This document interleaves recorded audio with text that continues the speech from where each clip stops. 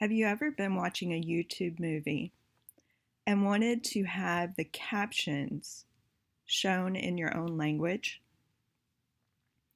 Well, you can. All you have to do is go down here to the little spoke, which is the settings. And here you want to go to Subtitles and English. Now, sometimes if the closed captions are not showing, you'll go to settings and it will show subtitles off.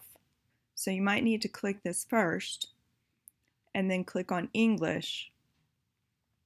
And now you can go to Subtitles English and Auto Translate.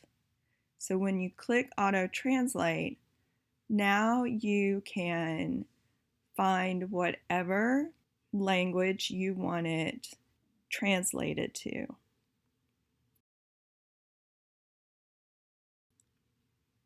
So let's say that we want it translated to Hindi.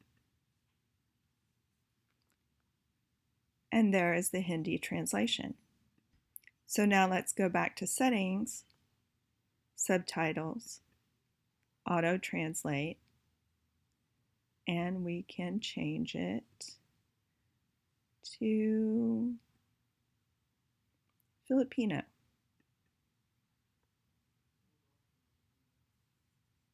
And now let's go back, and I will change it back to English.